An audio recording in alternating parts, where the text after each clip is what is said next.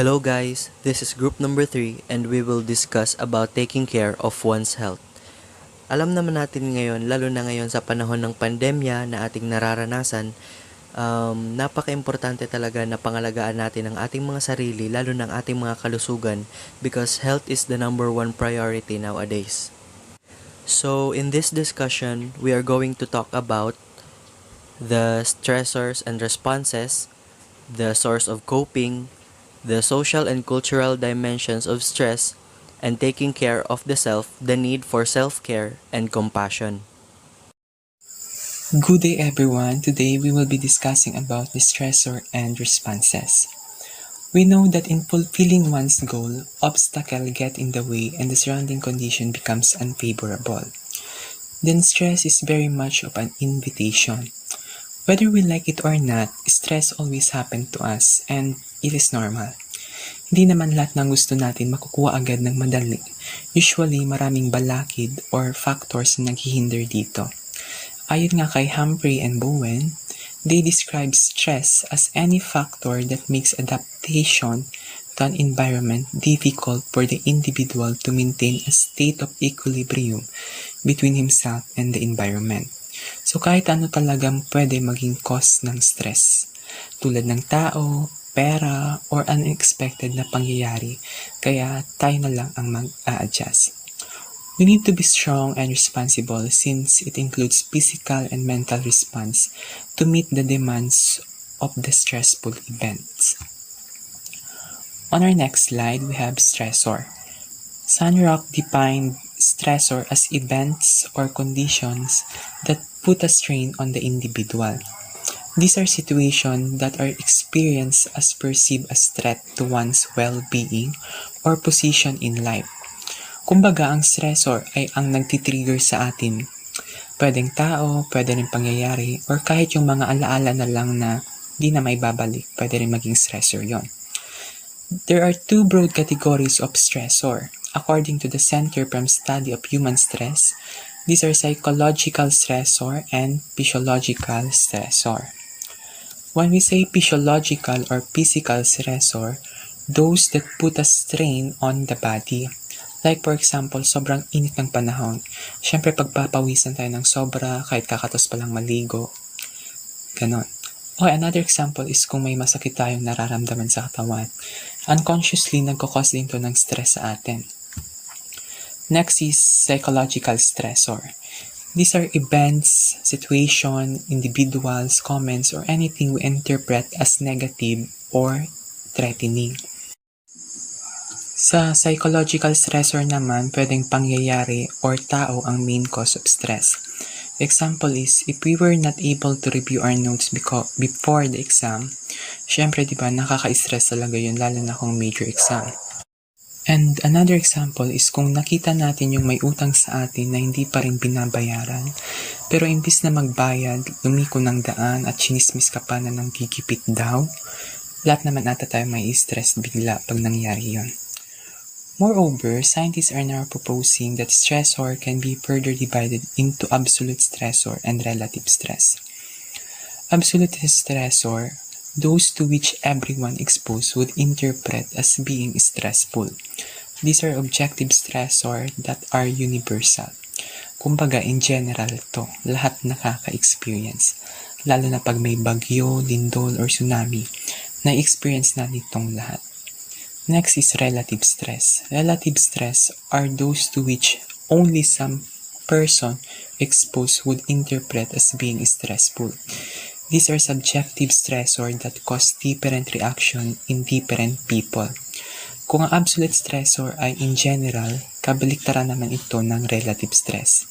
Ang relative stress nakadepende na lang sa isang tao kung paano siya magre-react sa certain issue or sa certain stress.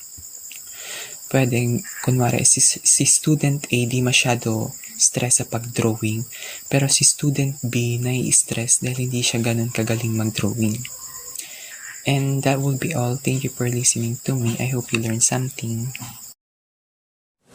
Folk 2017 explains, when danger is perceived, the body's emergency system automatically changes the body's balance by producing the stress response. also called emergency response, the fear response, or the fight or flight response. Ibig sabihin po nito, kapag nakakaramdam or nakakaranas ang katawan natin ng stress or danger, like for example, natambakan tayo ng schoolworks na sunod-sunod or patong-patong, syempre we will consider that as stress. Nagkakaroon ito ng change sa katawan natin dahil nagpo-produce ito ng stress response. So ano ngayon ito na stress response? The moment we think we are in danger, the body triggers a stress response. The stress response causes the body to secrete stress hormones, adrenaline, cortisol, norepinephrine, at iba pa. Itong mga stress hormones na ito, nagta-travel sila sa bloodstreams ng katawan natin para magkaroon ng physiological, psychological, and emotional changes na kung saan matutulungan nito ang katawan natin na mag-cope up or mag-fight back dun sa stress or danger na nararanasan natin. These hormones are powerful.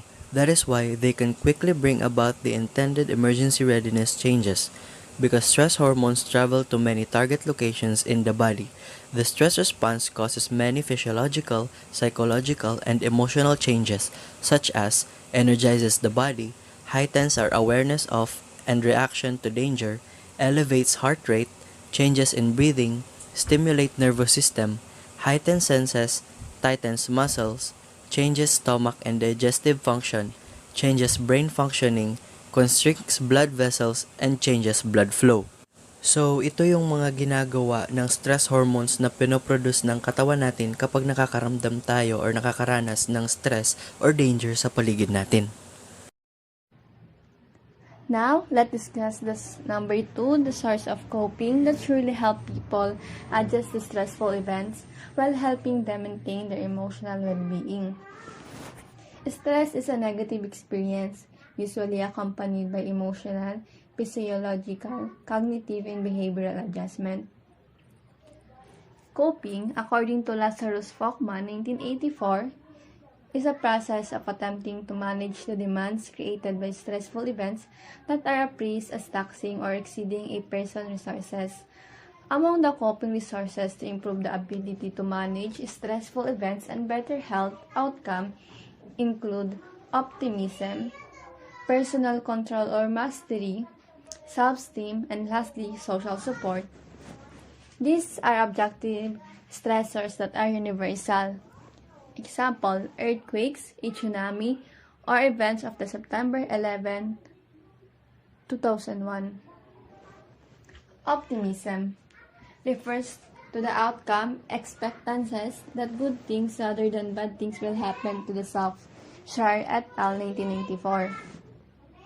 Being optimistic in the typical sense of the word is defined as expecting the best possible outcome from any given situation. Not only are optimists generally happier and less stressed, but also they tend to have healthier hearts. Optimistic people tend to lead a happy and successful life. Both physical and mental health of a person tends to improve when a person adopts a positive perspective. Personal control or mastery refers to whether a person feels able to control or influence outcomes. Thompson, 1981. When you have developed this mastery, you will have the ability to control yourself in any given situation. You will know your purpose and you will have the self-confidence and self-discipline needed to do things in a conscious, focused, and purposeful way. Self-esteem that is a positive and high is also protective against adverse mental and physical health outcomes, thereby contributing to better psychological well-being. Self-esteem is often defined as an individual's self-perception of his or her abilities, skills, and overall qualities that guides and or motivates specific cognitive process and behavior. McRae and Costa, 1988.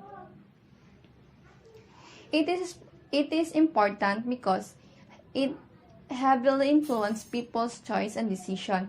In other words, self-esteem serves a motivational function by making it more or less likely that people will take care of themselves and explore their full potential. Lastly, social support is defined as the perception or experience that one is loved and cared for by others, esteemed and valued, and part of the social network of mutual assistance and obligations. Wills 1991.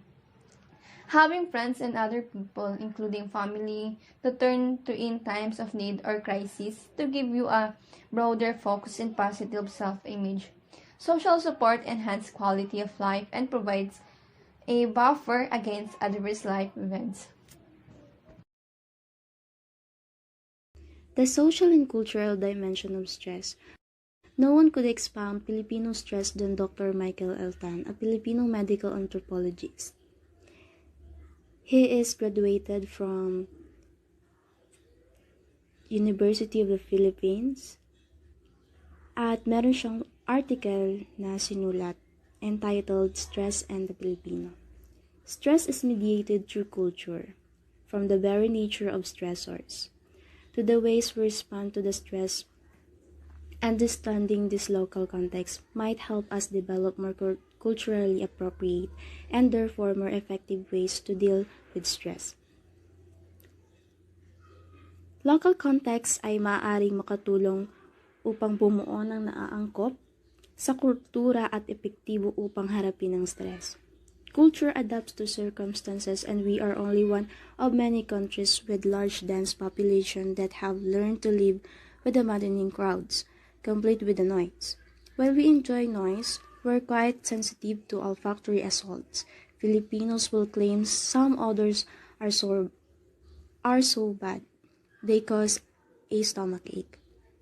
We sniff everything from food to lowers, and the smell we find good.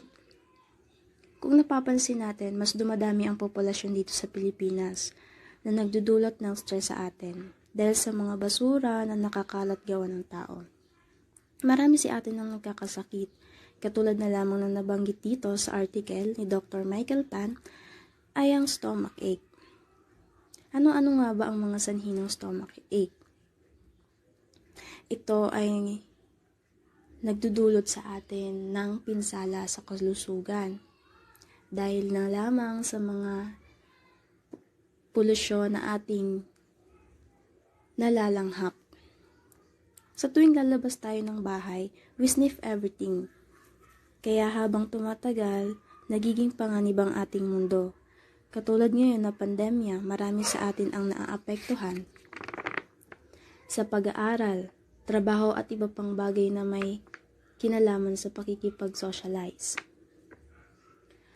Filipinos face many sources of stress around work and livelihood mainly. Farmers worry about drought and typhoons, or vanities go berserk with tyrannical bosses and vicious gossipy office mates.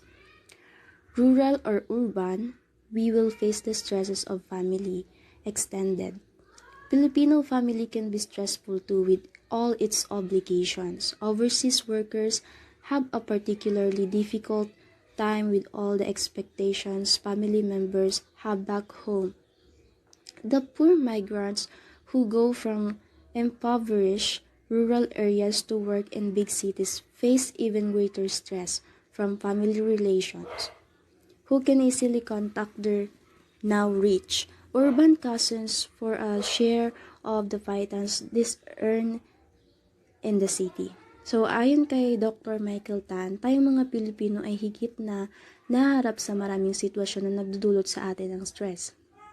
Katulad na lamang sa pagtatrabaho. Ang sabi dito ay higit na mas nakakapagbigay ng stress ang typhoon, lalong-lalo na sa mga magsasaka. Dahil syempre, napipinsala ang kanilang hanap buhay na dapat yun ang susuporta sa kanilang pangangailangan. Sa atin, sa araw-araw, na-stress tayo halimbawa na lamang kapag may mga chismosa, lalong-lalo na yung pinag-uusapan tayo.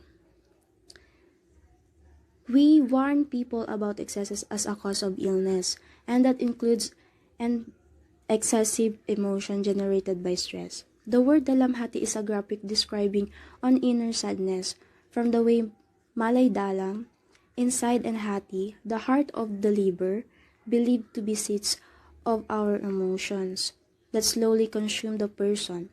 Filipino women being more expressive, Filipinos are actually more prone to dealing with stressful situations through this endurance and kim repression. Check out the local scenes of merriment. It's usually men having a good time, bringing out the beer and toasting their problems away, while their women look for ways to make ends meet.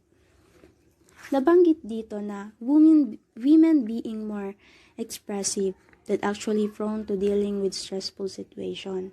Bakit kaya ito nasabi o naisulat ni Dr. Michael Tan na ang mga babae ay madaling ma-stress? Kasi diba tayong mga babae ay napakasensitibo natin sa anumang kahit sa simpleng bagay lang. Halimbawa dito ay sa sa sarili natin. May classmate ako na hindi lang pantay yung pagkakilay niya, ay sobrang stress na niya. Yun. Pero, sa mga men naman, napakadali nilang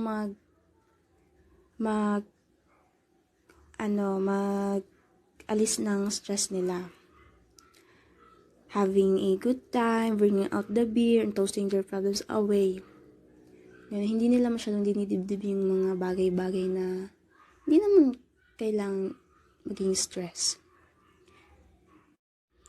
Many Filipinos will express their stress by complaining about recurring headaches or abdominal pains, accompanied by dizziness, nausea, fatigue. Doctors used to dismiss this as a being all in the mind, but it has become clear the physical pain and distress may be quite real, that the pent-up stress is expressed through the body. Culturally, two people may attach levels that don't quite reflect the actual part of the body that's affected. As when they say that they're suffering from nerves. Nervous doesn't necessarily mean being nervous. It's often hypertension or high blood pressure. For example, a health professional or caregiver may miss the problem. For example, mabilis ako magkasakit, makalangap lang ako ng mga alikabok, sinisipon ako. So, yun. Feeling ko, sobrang stress ko na kasi ayoko yung nagkakasakit ako. Siyempre, diba, sino ba namang gusto na magkasakit tayo?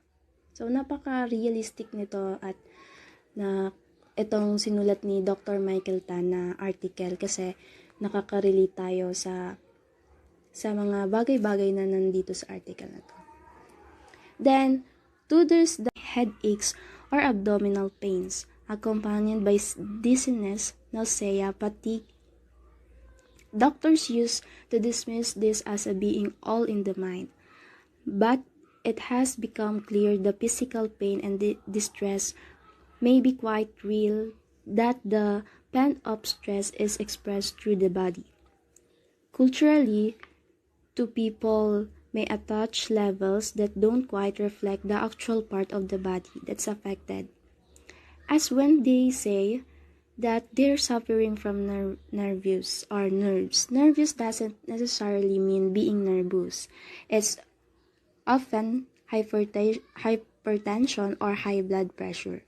For example, a health professional or caregiver may miss the problem. For example, mabilis ako magkasakit, makalangap lang ako ng mga alikabok, sinisipon ako. So, yun. Feeling ko, sobrang stress ko na kasi ayoko yung nagkakasakit ako. Siyempre, diba, sino ba namang gusto na magkasakit tayo? So, napaka-realistic nito at na itong sinulat ni Dr. Michael Tan na article kasi nakaka-relate tayo sa mga bagay-bagay na nandito sa article na to. Then, there's the intriguing bangungot. Those sudden deaths usually at night, associated with nightmares. The term itself is derived from bangon, to rise, and ungol, to moan. Young, healthy men, like the late actor Rico Yan, die mysteriously and diagnosis is immediate. Bangungot. The medical word remains stamped attributing the deaths to everything, from bronchitis to congenital defects in the heart. But too little has been done to explore the stress angle. Pag ikaw ay na-stress ay maaaring mag-cause ito ng bangungot na maaaring magdulot ng panganib sa iyo. Lalo na kung lagi mo itong iniisip, masyado mong dinadamdam yung mga problema, masyado kang affected sa kung anong mga bagay na maaring magbigay sa'yo ng stress. Yung stress pala ay maaaring magkaroon ka ng bangungot sa iyong pagtulog, yung nightmares. At maaring itong magdulot ng iyong kamatayan. Lalong-lalo na, syempre nakakatakot kapag wala kang kasama sa kwarto mo. Wala sa iyong gigising kapag binangungot ka na. Yun. Wag lang natin masyadong dibdibin yung mga stress. Pray lang tayo kay God para lagi tayong i-guide ni God. Manatili lang tayong strong at positive sa buhay. The Filipinos are so attached to their home and heart that we even have a term na mamahay or missing home to describe a range of symptoms from insomnia to constipation that plagues us when we are away from home. That's stress too. And with men, given the cultural imperative of suppressing their distress, we might expect nightmares, some with fatal endings. The manghihilot can be reinvented so his or her skills with therapeutic massage can be applied not just for sprains, but also for broken hearts and weary spirits, Filipino style. Such spaces need not to be totally quiet, but they do need to give some sense of safety, of sanity in a mad world. Filipino style too. We need to think of how these therapeutic spaces might work out as places where people can engage in social activities without becoming more agitated. Alternatives could be offered. Gardening, cross-stitching, bingo, anything that comes to mind. So, what we see today around us magnifies the reality of Dr. Tan's work. How Filipinos deal with distress is a trademark of orientation that they had with the social work, detailed by the strengthened cultural compliance they were exposed to while growing up. In the end, Filipinos are still proud of how unique these manners of coping are. What makes them ultimately happy in the end is the one that matters much. So, ang sinasabi dito ni Dr. Michael Tan ay sa ating mga Pilipino ay isa na itong kultura na patuloy nating ginagawa sa ngayon. Na kahit onting bagay ay sobra tayong nasa-stress. So, kailangan natin na enjoy our life habang tayo ay nabubuhay. Huwag puro stress. Sabi nga 'di ba, stress is a choice and joy is a choice. If you can handle stress, you can handle success. So, napakadaling intindihin itong article na to kasi sobrang nakaka-relate tayo dito. Bilang estudyante, o kung ikaw ay nagtatrabaho, dapat marunong tayo mag-handle ng stress natin. Kasi yung stress na yun, hindi tayo nun matutulungan eh. Mas matutulungan natin yung sarili natin mag-cope up ng stress natin. Para hindi dumating sa dulo yung magpapakamatay tayo, mag-suicide, ganyan. Diba nga sabi sa kanta na, daling sabihin na ayaw mo na, pero pinag-isipan mo ba? Ayun, so yan. Napakadaling sabihin natin na ayaw mo na kapag tayo nasa stress. Dapat marunong tayong magtiwala sa sarili natin na maging happy lang tayo. And that's it. Thank you. Number 4. Taking care of the self. The need for self-care and compassion. Self-care is engaging in activities and behaviors that have a positive effect on one's mental and physical health, according to Green 2017. There's a bit of revenge golden rule aspect to the practice. That is to treat yourself as compassionately as you treat others. Self-care is any activity that we do deliberately in order to take care of our mental, emotional, and physical health. Although it's a simple concept in theory, it's something we very often overlook. Good self-care is key to improve mood and reduce anxiety. It is also key to a good relationship with oneself and others. Self-care isn't a selfish act either. It is not only about considering our needs. It is rather about knowing what we need to do in order to take care of ourselves, being subsequently able to take care of others as well. In overall, self-care is the key to living a balanced life. Reason why self-care is necessary. Number 1. It increases sense of self-love, allowing appreciation and acceptance of who a person is. Self-love is a very important matter in our life.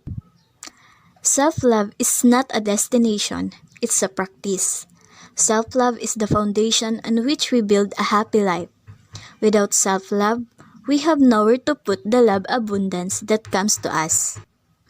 Accepting ourselves with the good, the bad, the ugly, the sexy, and the smelly, all of it, and appreciating ourselves as a whole people. For example, it is wearing clothes that makes us feel good and fit our personality instead of wearing clothes that are in fashion that we use to impress others. This is all about embracing our own flaws. Number 2, it promotes feelings of calm and relaxation, serving as a way to refocus and come back to daily life refreshed and ready to take on anything. For example, being optimistic and conquering all battles in life and still strong to face everyday upcoming battles. Taking responsibility for all of our experiences, knowing that we have the ability for deeper self-awareness and access to our intuition when it comes to making life choices. Number 3, it improves both physical and mental health by reducing the effects of prolonged stress in mind and body. Self-care banishes your stress. When you obtain self-care, you are able to handle anything that brings a stress in your life. For example, knowing how we're spending our emotional, mental, financial, and physical energy, and whether these activities bring back joy, connection, nurturing rest, and creativity to our lives. Ways to engage in self-care. Number 1. Physical self-care. Number 2. Emotional self-care. Number 3. Spiritual self-care. Number 4. Social self-care. And number 5. Mental self-care. Physical self-care includes eating well, exercising regularly, prioritizing sleep, and taking care of the health. You need to take care of your body if you want it to run efficiently. Keep in mind that there's a strong connection between your body and your mind. When you're caring for your body, you'll think and feel better too. Physical self-care includes how you're fueling your body, how much sleep you're getting, how much physical activity you are doing, and how well you're caring for your physical needs. Number 2, emotional self-care includes managing anxiety, anger, sadness, and other emotions, setting boundaries with people who are not positive or supportive, spending time alone to restart and recharge, maintaining a bullet journal. It's important to have healthy coping skills to deal with uncomfortable emotions like anger, anxiety, and sadness. Emotional self care may include activities that help you acknowledge and express your feelings on a regular basis. Whether you talk to a partner or close friend about how you feel, or you set aside time for leisure activities that help you process your emotions, it's important to incorporate emotional self care into your life. Number 3, spiritual self-care includes volunteering, connecting and nature, meditation, and mindfulness. Research shows that a lifestyle including religion or spirituality is generally a healthier lifestyle. Nurturing your spirit, however, doesn't have to involve religion. It can involve anything that helps you develop a deeper sense of meaning, understanding, or connection with the universe. Whether you enjoy meditation, attending a religious service, or praying, spiritual self care is important. Number 4, social self care. Socialization is key to self care, but often it's hard to make time for friends and it's easy to neglect your relationships when life gets busy. Close connections are important to your well-being. The best way to cultivate and maintain close relationship is to put time and energy into building your relationship with others. There isn't a certain number of hours you should devote to your friends or work on your relationships. Everyone has slightly different social needs. The key is to figure out what your social needs are to build enough time in your schedule to create an optional social life. Number 5, mental self-care. The way you think and the things that you're feeling in your mind will greatly influence your psychological well-being. Mental self-care includes doing things that keep your mind sharp, like puzzles or learning about a subject that fascinates you. You might find reading books or watching movies that inspire you fuel your mind. Mental self-care also involves doing things that help you stay mentally healthy. Practicing self-compassion and acceptance, for example, helps you maintain to a healthier inner dialogue. Moving forward to the next slide. To take care of the self is also to delve into compassion, for the self needs to seek its deeper meaning. Everyone has that share of loving kindness, meaning wishing happiness for another person.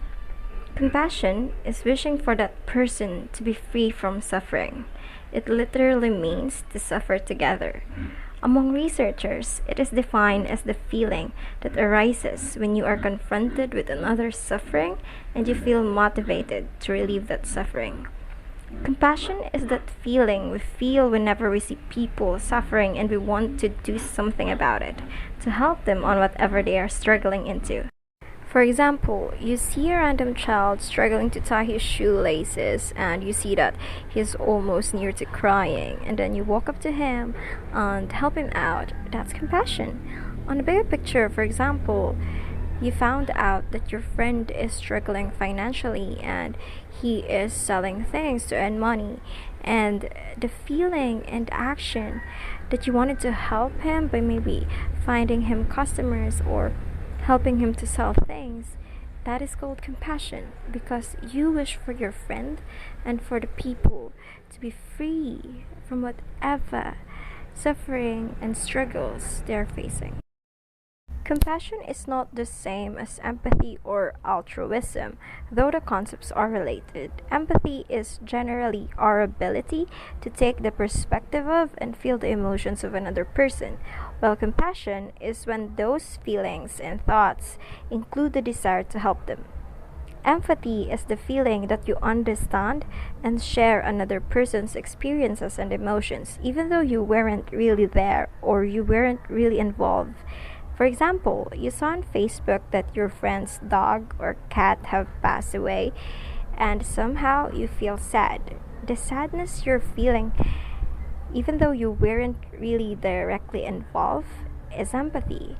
But when you take action on it, for example, you desire to help your friend overcome the sadness he is feeling, that became compassion. Next would be altruism. It is the kind, selfless behavior often promoted by the feelings of compassion, though one can feel compassion without acting on it, and altruism isn't always motivated by compassion. Altruism is the feeling and behavior that show a desire to help other people and a lack of selfishness. It is the feeling that we want to help and be selfless in order to extend a hand for others. Remember that altruism isn't always triggered by compassion. It could be triggered by many things and emotion. For example, anger. You have a desire to help someone because you are angry to the other person. For example, your best friend have an enemy and then you acted to help your friend because you are angry to the enemy of your friend, not because you are compassionate to help your friend. Oftentimes, altruism is promoted by the feeling of compassion, but not every time. Next would be the various forms of compassion and why they are so important, according to Paul Ekman 2010. First would be familial compassion. It is the seed of compassion, planted through the caregiving offspring bond. It raises a very interesting questions about people who were brought up without a single caregiver, or were brought up with a parent who had a very distant attachment. What is their capacity for compassion? Without the seed, the flower won't grow. This simply implies that family, guardians, or the people around us as we grow up plays a huge role on how we build our compassion throughout our lives. I mean, imagine those street children without a mom or a dad or a guardian who would help them realize how important compassion is in one's life.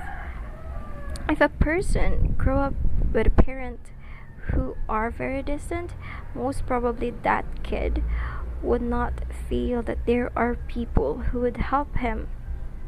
And when a child grows up with a very close family, eventually he will grow up to feel loved and to feeling that there's someone out there who are willing to help him every time, and then he extend that feeling to other people, so he will be able to be compassionate to other people as well. Next would be global compassion, exemplified by the response to the 2004 Indian Ocean tsunami. People around the world extended assistance to the strangers or different races and skin colors. Now that not everyone has it, a lot of people acted and a lot of people didn't. How does one cultivate global compassion? Consider the survival of the children and the grandchildren, because planet Earth won't survive without global compassion. Global compassion is what fuels Earth's survival. If people weren't globally compassionate, there wouldn't even be a joint clinical trial on finding vaccine for COVID-19, and we would have lesser hope on bringing our lives back to normal. But because people are globally compassionate, different countries are cooperating and uniting on finding a solution on this global problem. This makes global compassion really important. This let us help people from different races, from different skin colors, and it would help Earth to survive more years to come. Next would be sentient compassion. It is when one extends feelings of compassion toward cockroaches, toward any living being. When people got sentient, they also got global. Sentience is the highest moral virtue. It is when one really cares on all living beings. It includes cockroaches, flies, mosquitoes, or any other living being, no matter how small or how big they are, no matter how an average person thinks that that living being is useless or is harmful, like mosquitoes.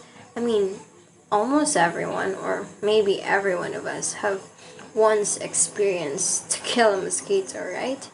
And when one is sentient enough, he or she would never kill a mosquito because he expresses that sentient compassion to every living being. There's a lot of different examples out there, but I think it would be better to use the film called Enchanted from Disney to use as an example. The main character there was really expressing sentient compassion. She is very friendly with all of the animals and living creatures, from cockroaches to rats to birds, and it was kind of showing on the way she dances and sing along with them. I know it's fiction, but I think it's really good. It's a really good example, I mean, since it's the highest moral virtue. Most people don't really get to that point. I mean, we could only use Disney princesses as an example for that, because an average human being, if you see a cockroach in your kitchen, most probably you would, one, shout or scream and run away, two, stay frozen and shocked, and three, maybe brave enough to step on it and kill it. I mean, a human being would never really be friends with cockroaches. So yeah, you get the idea. Next would be heroic compassion. Like altruism with asterisk, it has two forms. One, immediate heroic compassion. It is when, without thought, one jumps to the MRT trucks to rescue. It is impulsive. This applies to people who act impulsively in order to help other people. They do not think of the consequences or what other possibilities or outcomes of their decision may, as long as they help the one in need in that certain span of time and in that certain situation. Second would be considered heroic compassion. It isn't done impulsively, it is done with thought and can be maintained for many years. This kind of heroic compassion needs a lot of thinking and needs a lot of time to be think of. And the outcomes of this is really being weighed by the person itself and the decision or the help it could give to people can last for many years. The most significant contributions of self-compassion is the attention given to the self, which is always associated with the body, and the bodies are built for survival. Self is needed to make progress on the path of self-compassion. People can cultivate a kind, gentle attitude, not rejecting, not overpricing toward the self until it no longer suffers and has no longer reason to assert itself. The more compassion one gives to the suffering self, the more flexible it becomes. Compassion from others and from within oneself helps him or her accept himself in his or her discomfort. Compassion for others and compassion for yourself are two important things. It is our avenue to reflect the decision we think would help more people and would help people to be free from the struggles they are facing. And compassion is always part of self-care. Self-care is important. Self-care is allowing yourself to pause and breathe amidst the chaos. Self-care is an avenue to gain our power back and to replenish our spirit. We can't help anyone if we can't help ourselves. Remember that you are worthy of deep breaths. You are worthy of the time to slow down, be still, and rest. Give yourself the attention and care you want to give to other people, and you will see yourself improving and growing. Remember that self-care is important. Self-care is a must. To conclude this presentation, here is a quotation from our reference saying that, "Love the life given by God to you. Be compassionate to yourself and others. May you have a meaningful journey of life, and God bless." On behalf of my group mates, thank you very much for listening and have a great day ahead.